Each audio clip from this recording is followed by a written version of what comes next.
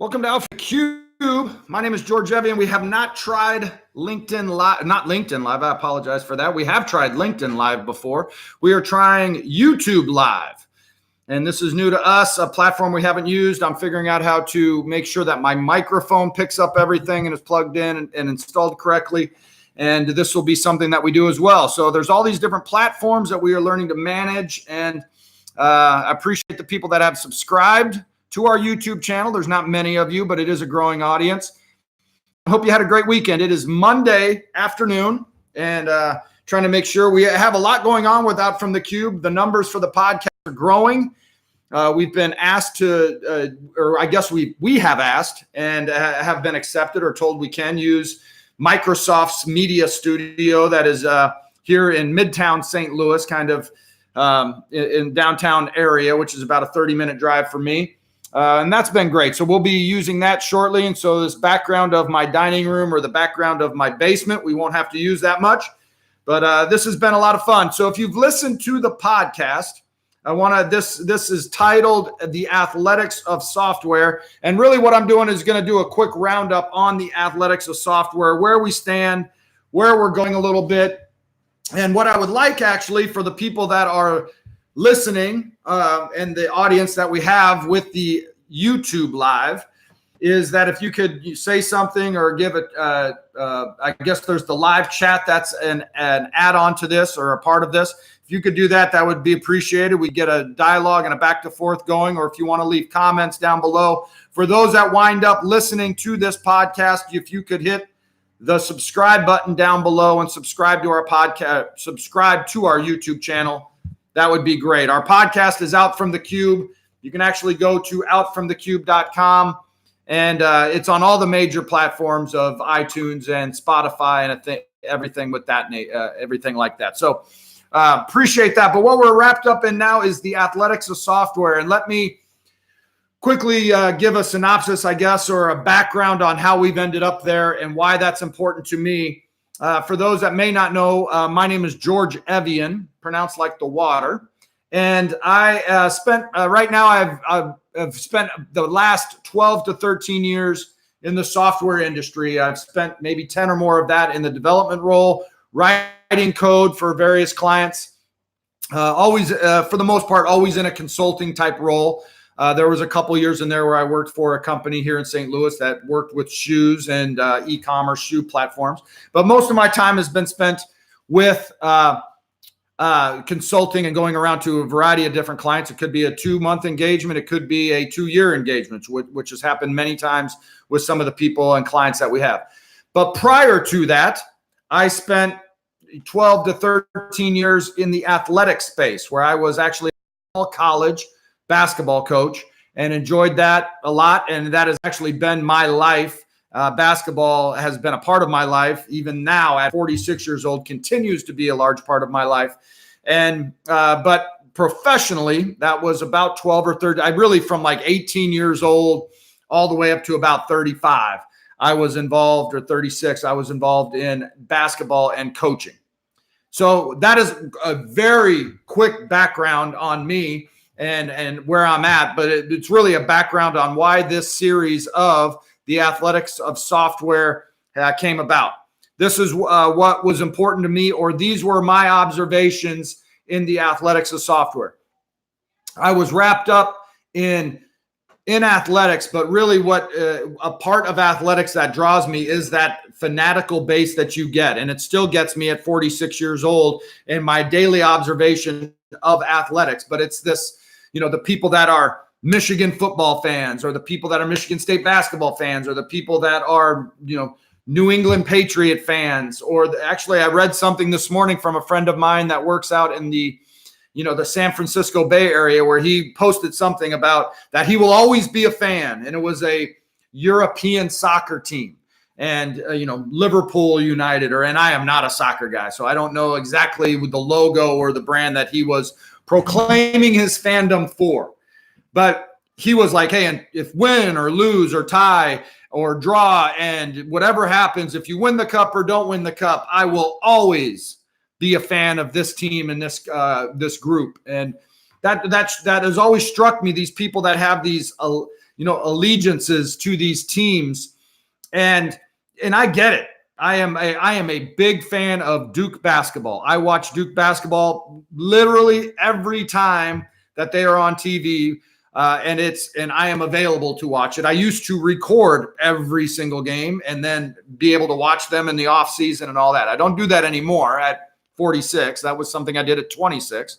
But now I'm a big fan of that. I'm a big fan of Duke basketball. And again, my family, my two boys that I have, we watch literally every game that is on TV, and Duke basketball happens to have most, if not all, of their games on TV.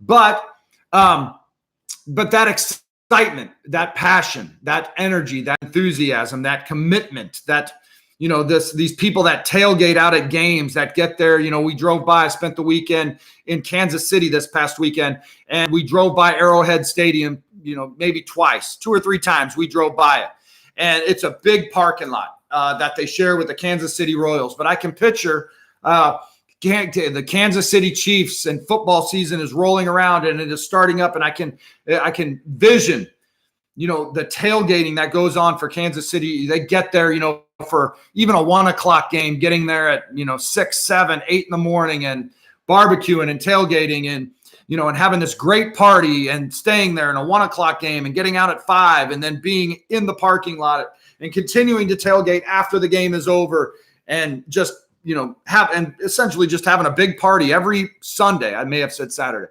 every Sunday for that. So that's interesting to me.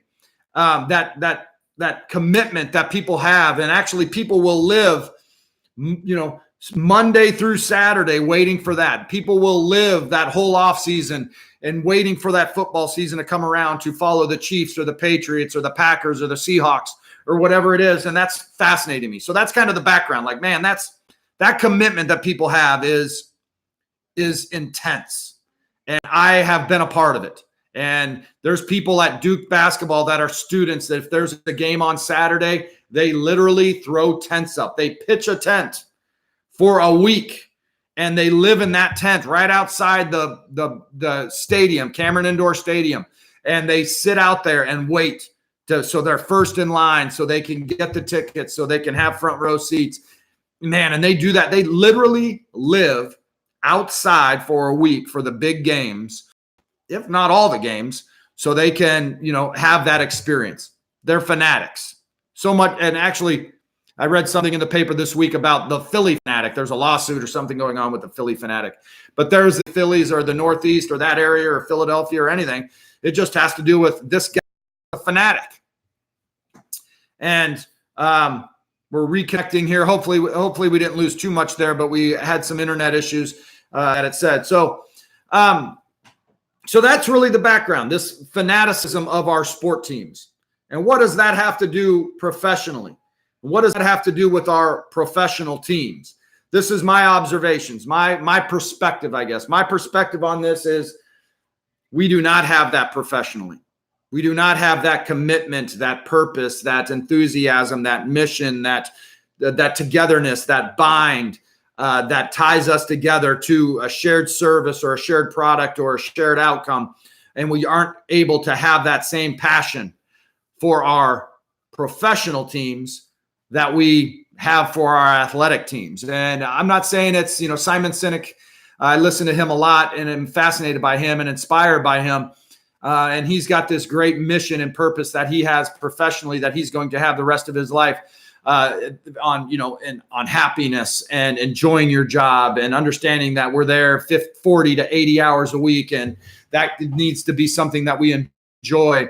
And I'm not suggesting that my mission or purpose is to create and help teams with that passion and purpose and mission and commitment that athletic teams have. Although I do like that mission and mission that you could have professionally to try to make that change. This is a total side note. I was listening to a podcast this morning, watching a podcast here on YouTube this morning with, I forget the gentleman's name. I forget both of their names, but this one gentleman was in a wheelchair, was beaten up, looked like he had some dwarfism to him, and was just talking about his purpose and his mission. And it was all about taking that, the limiting beliefs that we have, of ourselves, and eradicating it, from everybody, was his kind of goal of how you have this look or outlook you have on your life, and how you're already defeated, and how you don't think you can do anything. And I forget the exact phrase that he used. But that was his mission. And I was sitting there going, man, he's literally never going to solve that problem, because it's easy to sit and just get beat up by yourself, or to have these limiting beliefs in your mind of things you can't do, can't achieve, and can't conquer.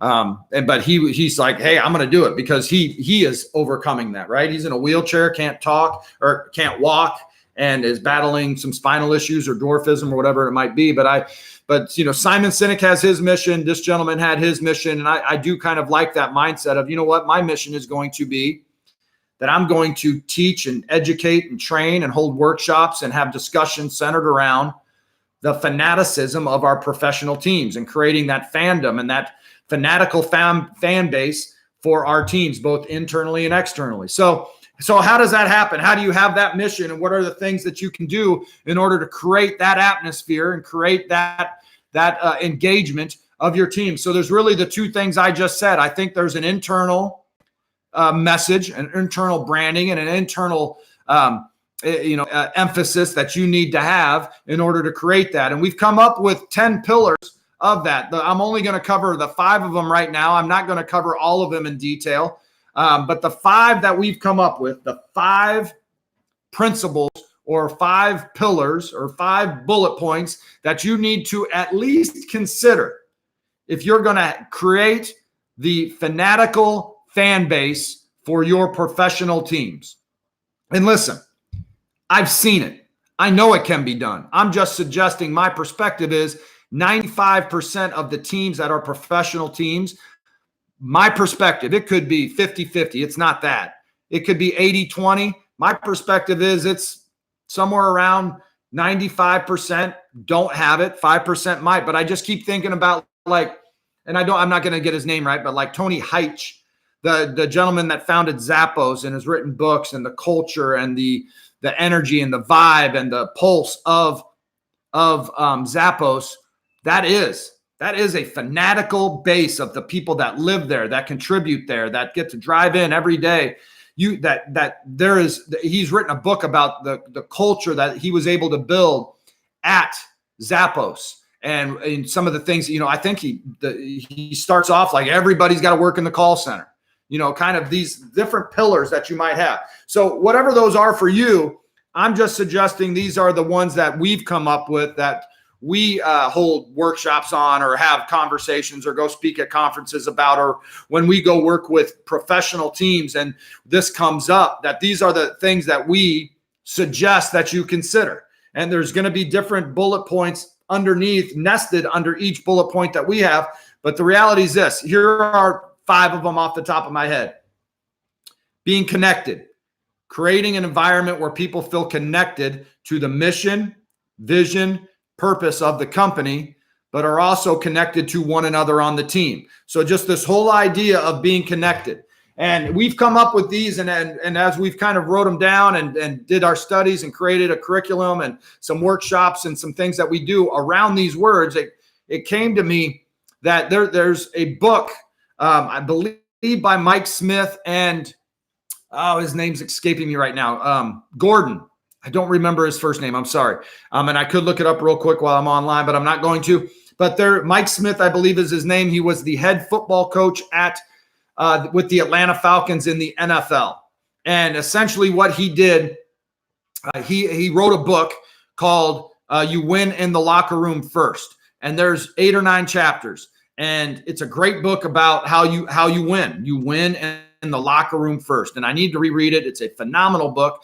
But as he was talking, and here's what's I don't know if it's that unique, but what's unique about his book is every chapter starts with a C, not the word, the main word: commitment, culture, connectedness, and he's got these different words that are C's. And so essentially 7 or 8 chapters, and the pillars of his book on how you win in the locker room first and build your teams up is all built on words that start with C.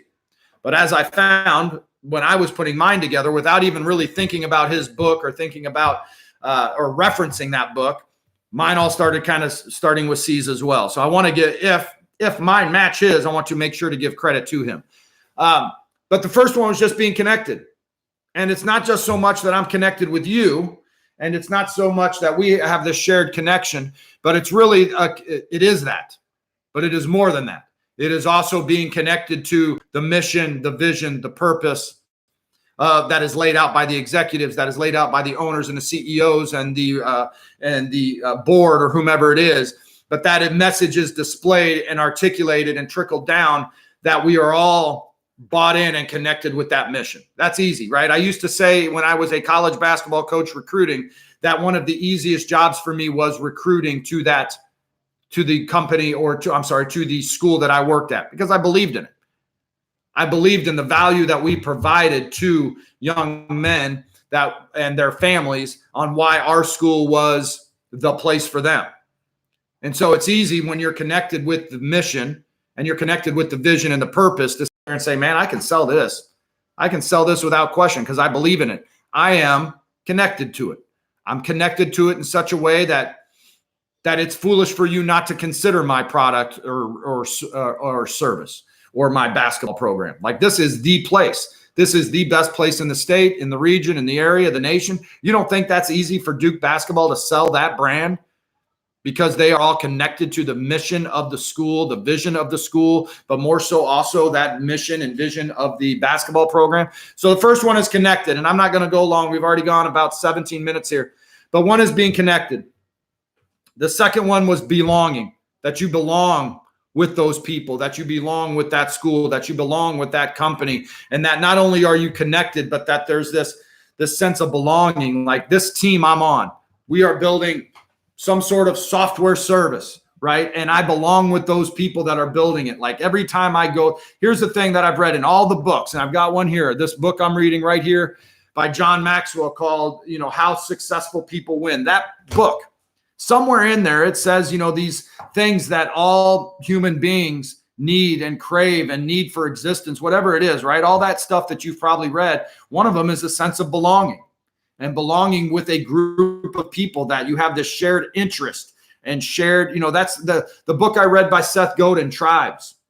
Finding people with the shared interests and then plugging yourself in as a leader. But it is going to that tribe of people that you belong to, whether that is a golf group, a motorcycle group, a software group, a leadership group, a shoe group, a whatever group that you feel you belong to.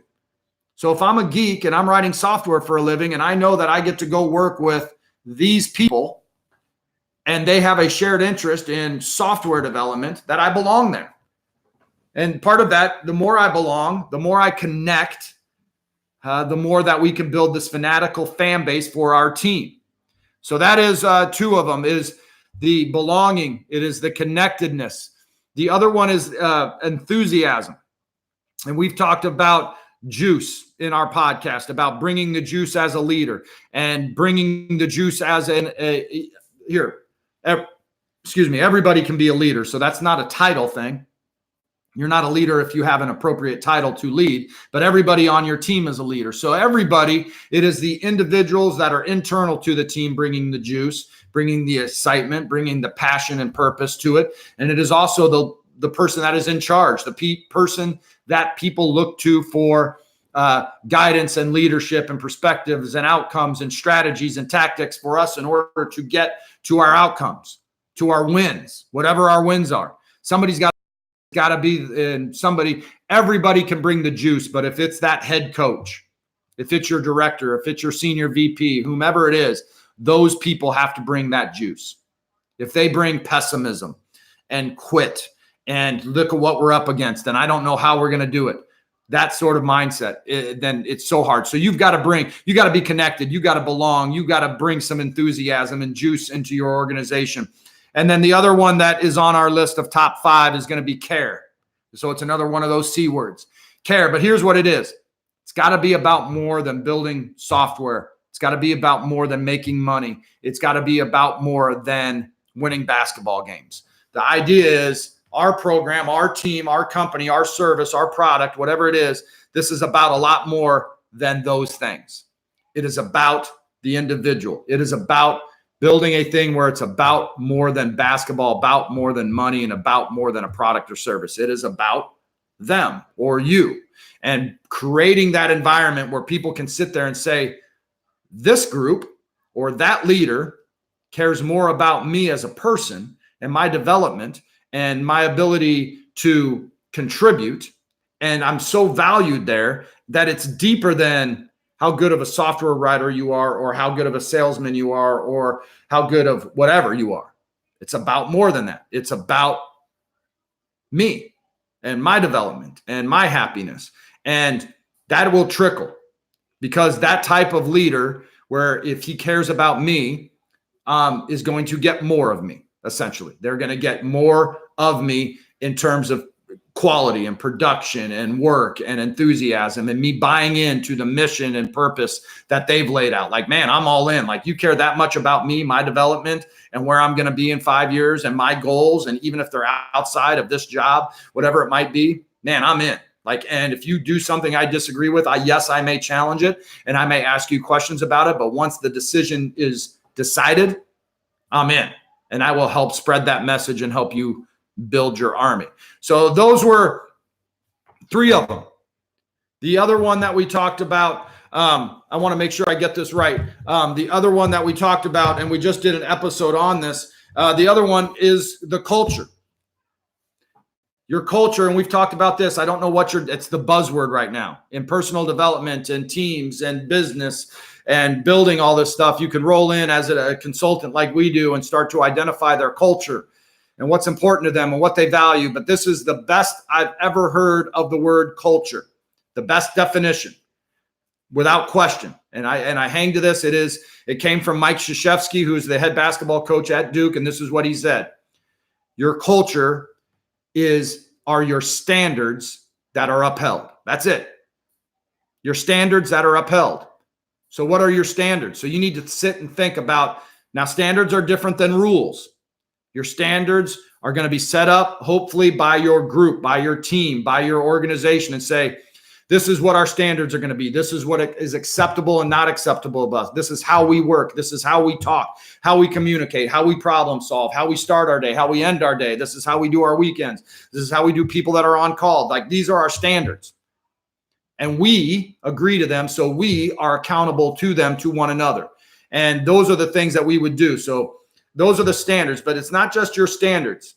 Your culture are your standards that are upheld, the ones that you continue to execute on, the ones that you are accountable to. So those are real quick. I mean, now we're 23 minutes in, but I wanted to try YouTube Live and see what that is all about. And we are transitioning into LinkedIn Live as well. So there's a lot we can do. I know that the audience will come and things like that, but it's really that we can save this and get it out there. And hopefully it is something that people find value in. But how you can build a fanatical base that is fanatic about your team, fanatics about your product, your service.